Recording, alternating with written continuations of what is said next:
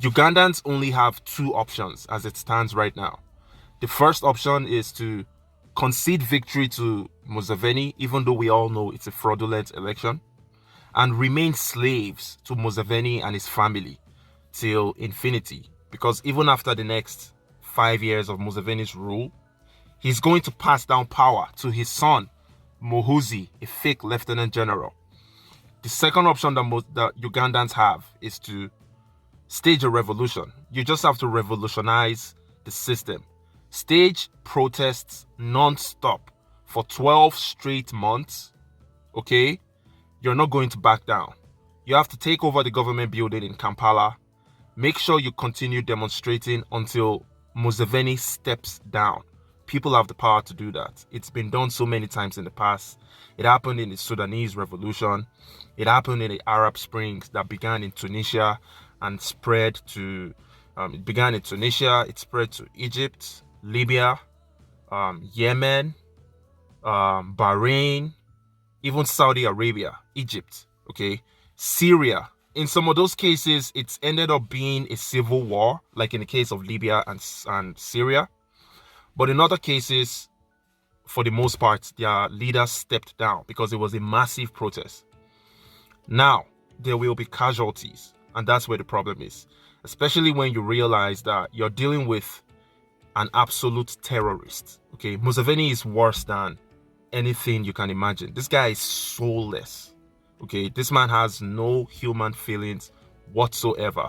He will do anything to remain in power. So for that reason, he's going to unleash his military on the people for staging peaceful protests, demanding that he steps down from that position. And you guys need to keep in mind that right now, it's within your legitimate right to ask Museveni to step down because he's contested 6 times. He's changed the constitution to make that allowable, that he can, run even though he's 76 years old, run for presidency, to make sure that he can continue contesting even though it's more than the 2 times that were originally stipulated in the constitution. Right now, the guy is an illegitimate president. That's what Museveni is. So you guys are within your rights, 1000%, to stage a revolution to get that guy out of there. Because the truth is, I'm extremely concerned about this Museveni situation because it's only going to lead to a negative snowball effect in many other African countries, okay? If Museveni remains in power, more tyrants and dictators in many other countries will be emboldened. And that's the same way that Museveni was emboldened when Donald Trump did what he did in the United States last week. He was bragging to international media, talking about, okay, the United States is worse. They have a lot of problems. They don't have the moral justification to tell us anything. So it's a really dangerous problem to have Museveni continuing to remain in power. That's why Ugandans have 2 choices. We Nigerians, we also had a couple of choices, right? But during the EndSARS campaign, we could not take it to the next level, which I wish we did, okay? But we couldn't take it to the next level because we were scared. We decided to remain slaves to the regime.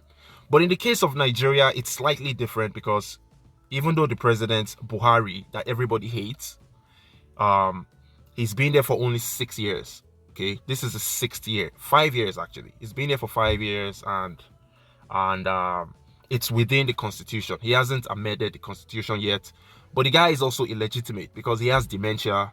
And if you have dementia, you're not supposed to be governing. You're not supposed to be the president of a country of 200 million people. And especially when the indices are pointing towards the negative direction, something has to be done. You need to declare your health status to the people of the country so that they know who is leading them and if you have the capacity to lead them, all right? But that's not the case in Nigeria. That's why we still have Buhari there. And we're waiting for 2023 elections. But we all know that the electoral system in Africa in general, in many African countries, I wouldn't say the entire continent, but the democratic system in many African countries is fake. It's fraudulent. It's not going to work. We've seen that happen recently in Uganda. And in Nigeria, okay, some days ago, there was an election in Kano State where 11-year-olds, 12-year-olds were voting, okay? We're voting for the people that will govern them, which is absurd. What does an 11-year-old know?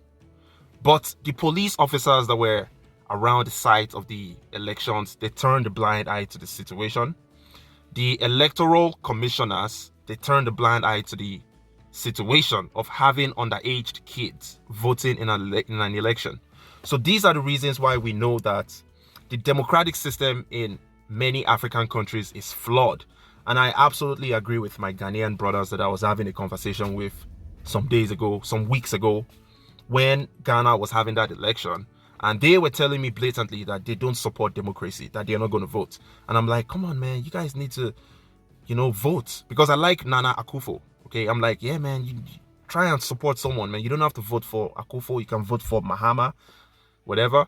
And these guys blatantly told me that they're not going to vote because they don't believe in the electoral system. Me, myself, I have never voted in Nigeria before because I knew it was a sham. You'll be absolutely wasting your time. You're going to end up with either PDP or APC. And that is the same thing that will happen in 2023. This is the reason why the only way we can get rid of a dictator like Museveni is through a revolution. There is no other means to get rid of Museveni, okay? But there will be casualties, okay? Museveni is going to unleash terror on the people. All Ugandans need is 1 million people to continue with protest for 1 straight year. They are going to kill people without a doubt, but at the end of the day, the international community is obligated to step in, starting from the East African Bloc community and the African Union. And that's why you have to take control of your country. You just have to. If you don't, it's going to end up in the other way. You're going to continue to be slaves to Museveni and Muhuzi, his son, the fake lieutenant general. So that's the advice that I have for Ugandan people.